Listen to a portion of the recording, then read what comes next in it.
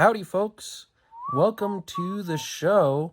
This is Untold Tales from this side of nowhere, and I am your host, Connor Jones. This Saturday, I have a couple pieces of very big news to share with the audience. But before we get into that, here is a message from our sponsors. We're sponsored by the Copper Corner Cafe in Basin, Wyoming. The Copper Corner Cafe is open for breakfast and lunch Monday through Saturday from 7 a.m. to 1:30 p.m. Stop by and try any of their delicious menu items featuring homemade bread for all sandwiches. Ooh, that sounds good to me. And of course, their famous pie for dessert. Breakfast is served all day, so come on in to the Copper Corner Cafe. We are also sponsored by the Wyoming Welcome Program. The Wyoming Welcome Program offers two services to local businesses: Table Talk and the Wyoming Welcome Baskets.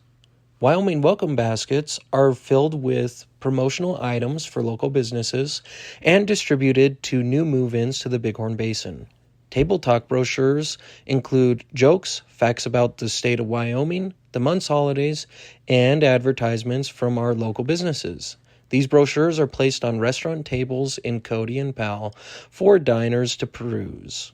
So if you'd like to get your business name out there, please contact the folks at the Wyoming Welcome Program by shooting an email to Haley J, that's HALEYJ, at wyomingwelcome.com. If you're farming in the Bighorn Basin, you know that input prices aren't doing us any favors this year.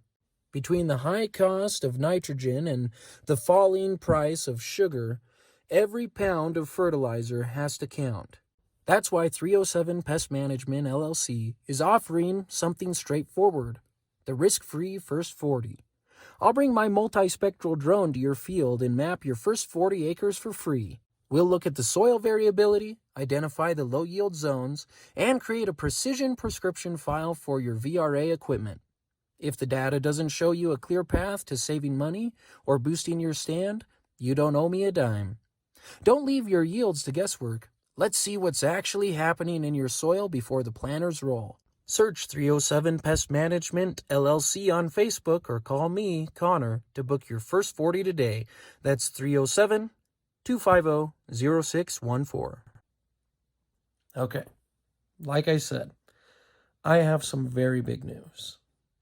First off, the most important news is that on Monday, April 20th at 1:59 a.m., Timothy Connor Jones was born. That's right. Haley had the baby on Monday. We went in Sunday afternoon because she'd been having contractions for a couple hours, and Mom came over from auto, and then we went into the hospital, and at 1:59 in the morning, Timothy Connor Jones came into the world. He's 7 pounds, 15 ounces, and 20 inches long. He was born 4 weeks early, so being nearly 8 pounds is pretty amazing. Needless to say, his parents were very tired after a 2 a.m. birth, but nobody really got much sleep until we were released from the hospital on Tuesday afternoon. And yeah, Timothy is now, 3 days old. Yeah, because yesterday he would have been, 1, 2, and 3. Yeah, he's 3 days old. He's the cutest thing. You can check out, you have to get in touch with Haley to get pictures. She guards the baby pictures pretty closely, but I'm willing to bet there will be a photo on our social media sometime soon. So, but new baby, super excited. Not sleeping much. Haley is definitely not sleeping much. She's a rock star. So if you want to congratulate us, then you should congratulate her, because she's doing amazing. But anyways, we're very thankful, very blessed, very thankful that he was born healthy. Coming this early can be a little scary, but everything worked out. So shout out to Powell Valley Healthcare. They did a great job with our baby, and we're very happy. Now, there's another piece of big news. I know I've told you that I am a Spanish teacher at Powell Middle School. I've been teaching at Powell Middle School for 3 years now. But I just accepted an offer to teach English and Spanish and business at Burlington High School. So I will be going back to my alma mater to teach, and I am very excited. We're still figuring out exactly what our living situation will be like, but we are going to be selling our home in Powell and moving that direction, and more details to come. But if you are looking for a 4-bed 2-bath in Powell, or know someone who is, let us know, because it will be up for sale here in the next couple months. Short story, long story short, Haley and I are just, doing everything possible to make our lives as busy and hectic as possible.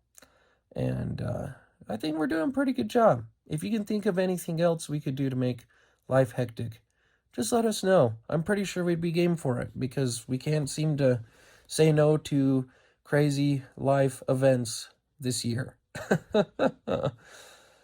Anyways, in all of the excitement, I did have time to do a little bit of writing. I apologize in advance. This one is not funny. But I do think that it's valuable, and it's very Wyoming. For the Sesquicentennial, am I pronouncing this right? Sesquicentennial. Let's see here. Oh yeah, okay. Way off. It is the semi-quincentennial. Did any of you know that the 250th anniversary of something is called the semi-quincentennial? Do I got this right? Hold on. Let's take a look. There's a video here. Semi-quincentennial. Oh, semi-quincentennial. Whew. Now that we got that out of the way, for the semi-quincentennial of the United States, Wyoming is doing a writing competition to commemorate this year. So that's what this piece of writing is about. Since I didn't have very much time with a baby and everything going on the past couple of weeks, I did get to write an entry for the Wyoming Writers America's 250th Anniversary Writing Contest. And this is my submission for the category Honoring Our Past, Commemorate Wyoming's History, Places, and People. Here goes. The title is A Picture of Wyoming's Past. There's an old black and white photograph in our family records of a wiry man in a long-sleeve button-down shirt and stained work pants. He's standing with his left shoulder to the camera, but his head is turned to look at the photographer. Pine trees stand in the background, framing a ribbon of clear sky. His gloved hand holds a cord that runs the controls to an old-time sawmill on the ground beside him. This setup wouldn't be OSHA approved. The enormous circular blade is completely exposed, without any pretense at safety. The man's square jaw, mouth, and nose are visible beneath the brim of one of those 1920s caps. You know the kind, with a ball-capped brim and a thick woolen top that spreads out to cover it. The mouth is set in a stoic line, neither smiling nor frowning, just the resolute expression of a man hard at work. For me, though, one of the most striking features of the photo is the eyes, or the lack thereof. They are not visible, shaded by the man's hat as they are. Without the picture's caption, it would be almost impossible to know who the man is. To the casual observer, the photo would appear to be an anonymous somebody, no one of particular note or importance. But to me, the photo invokes respect, even reverence.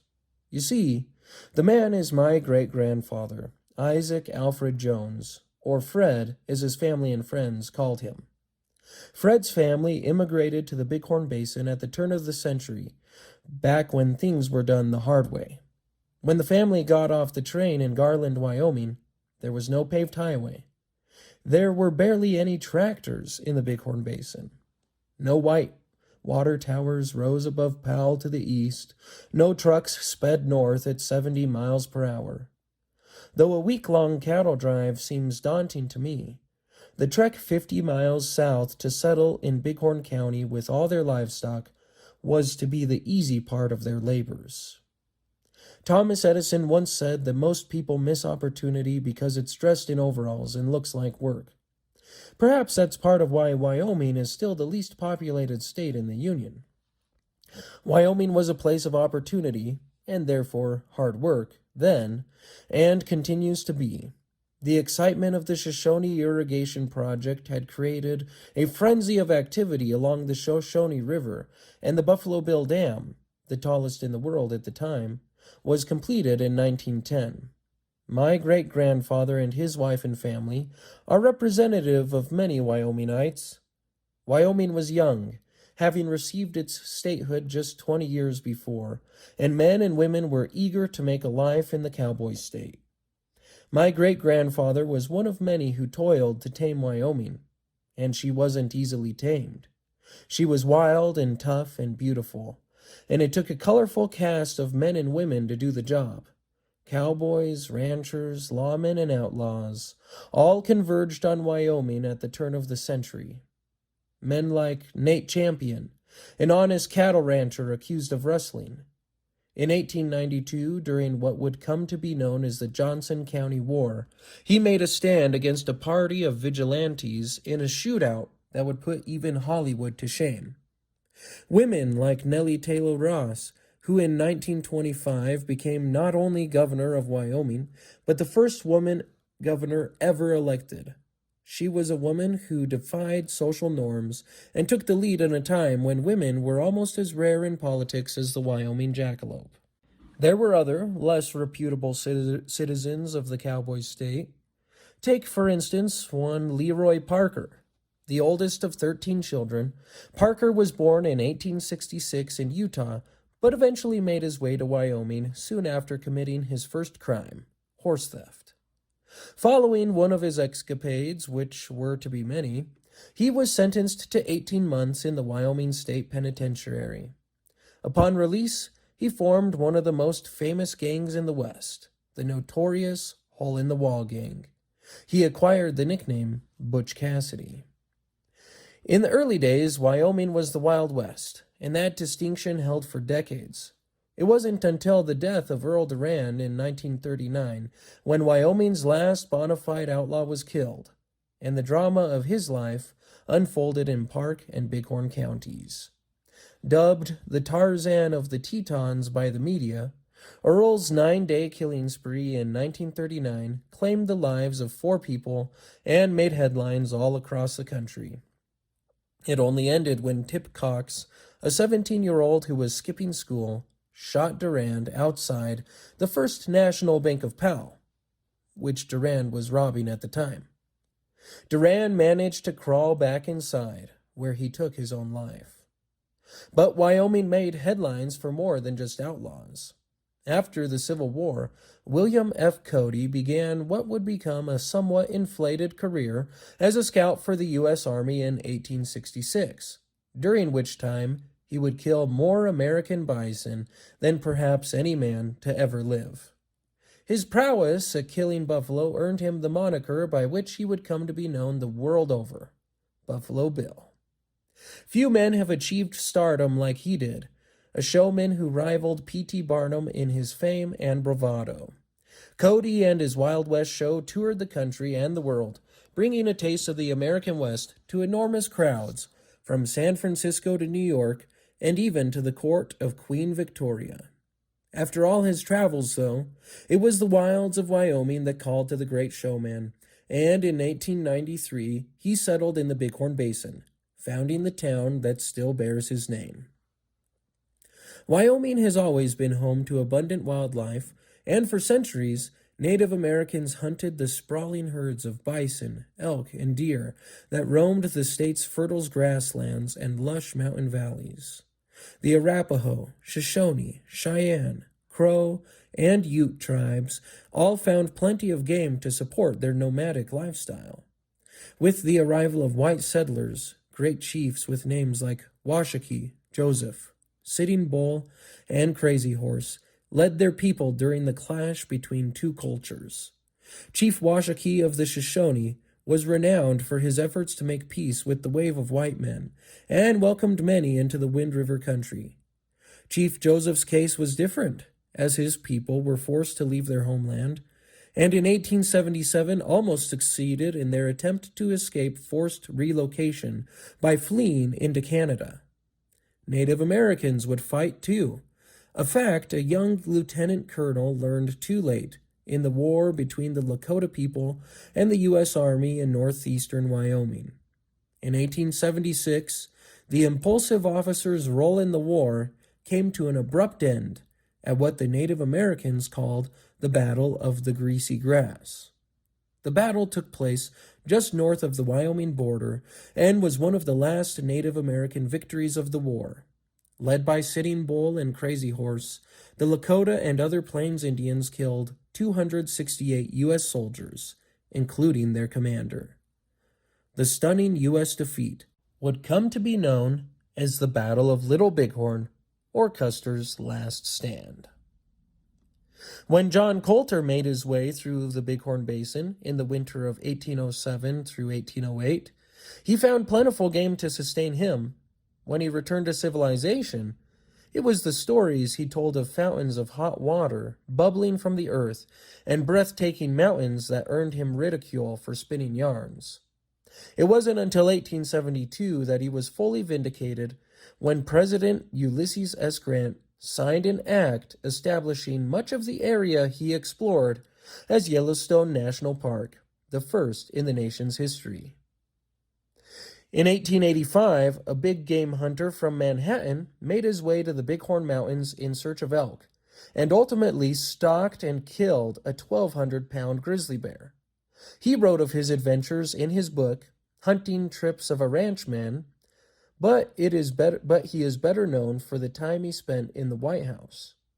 President Theodore Roosevelt would not return to Wyoming for nearly 20 years, when he toured the cowboy state in 1903 and spent 16 days camping in Yellowstone. He desperately wanted to hunt big game in the park, but it was closed to the public for hunting. Not wanting to be a hypocrite, the president didn't bag any big game, but he did scoop up a vole in his hat. The specimen is still in the possession of the Smithsonian. In personal correspondence, Roosevelt estimated that nearly 15,000 elk lived in the park, and Wyoming continues to be a haven for elk and other big game. Though remote and sparsely populated, Wyoming has produced men and women who played roles on the biggest stages of the world. In 1917, when the United States entered World War I, volunteers came from across the country, including Wyoming. More than 11,000 Wyoming men served in the Great War. One unit in particular, Battery E of the 148th Field Artillery, has been immortalized in the annals of history. Their fame comes in part from their insignia. First Sergeant George N. Ostrom, from a small town near Sheridan, joined their unit in their fight on the Western Front in France in 1918. There, he entered his design for a regimental emblem into a contest and won by unanimous vote. The distinctive image of a bucking broncho, as he spelled it, that's Broncho, would go on to become the trademarked symbol of Wyoming, used on official documents and the state's license plate. In case you're wondering, the Bronco in question is a colt by the name of Red Wing. In 1941, the United States again found itself embroiled in global warfare, and again the people of Wyoming answered the call to serve their country. Thousands of Wyoming men and women would serve in World War II, but Wyoming's first casualty came before war was even declared. Navy Machinist's Mate, First Class, George Hansen, was killed when torpedo bombers from the Empire of Japan attacked his ship, the USS Oklahoma, on the day that will forever live in infamy. Buried among the unidentified remains of servicemen killed in the surprise attack on Pearl Harbor, Hansen's body was not positively identified until 2017. He finally returned home in 2019 when he was laid to rest at Green Hill Cemetery in Laramie. During the war, 1,095 Wyoming servicemen gave their lives to defend their country, and their sacrifice is memorialized in Veterans Memorial Park outside of Cody. In every major armed conflict since World War I, the men and women of Wyoming have supported their country and sacrificed for freedom. Since its inception, Wyoming has been an agricultural state. By the late 1870s, Wyoming had become a hot spot for cattlemen. When Wyoming became a state in 1890, there were over 1 million cattle and an oddly specific 712,520 sheep, as reported by the Wyoming State Historic Preservation Office. As the 19th century came to a close, the shift from large free-range cattle operations led to the establishment of thousands of farms, and the number of sheep only grew, reaching more than 5 million by 1900. Throughout the early 20th century, most families in Wyoming were fed and clothed by the plow and the saddle. In 1945, there were more than 13,000 farms and ranches in the state, and the federal Tidings Amendment allowed essential agricultural workers to remain at home to raise crops for the war effort. It was around this time oil and coal production in Wyoming exploded. Thus the Wyoming Roughneck was born. Between 1940 and 1945, Wyoming's oil production increased by nearly 40%, from 25.6 million barrels to 35.4 million. Coal production nearly doubled, from 5.8 million tons in 1940 to 9.8 million tons in 1945. Wyoming's rich natural resources, from the food grown on the surface to the coal and oil beneath it, have afforded Wyomingites a way of life. When I consider the man in that black and white photograph, I am filled with respect for the hard work and sacrifices he made to shape the Wyoming I know and love. His photo represents all the men and women who settled the cowboy state, who tamed the plains and farmed the valleys, mined the coal and drilled for oil. Great-Grandpa Fred is just one of thousands who saw what I see in Wyoming: opportunity.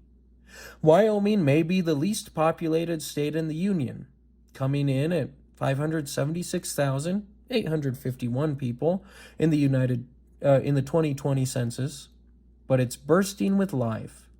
The fact Wyoming is home to the smallest population in the U.S. may in fact have to do with what Thomas Edison said about opportunity. Maybe Wyoming is like my grandpa in that old family photo. The cowboy state is dressed in overalls and looks like work. For the people of Wyoming, then and now, it's a pretty good luck. Well, there you go. Another untold tale from this side of nowhere. And yeah, I know this one wasn't funny, but I had a lot of fun writing it, and I remembered and learned a lot of things about Wyoming's history.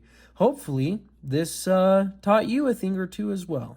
And if you love the cowboy state as much as I do, then I'm sure you enjoyed it. It's a good thing to review, and I hope that the competition results in a lot of great writing about our state. So, if you're a fan of the cowboy state, or maybe you even entered in this competition too, be sure to reach out and let me know. You can respond on Facebook when this episode drops, or send me an email at untoldtalesthepodcast@gmail.com.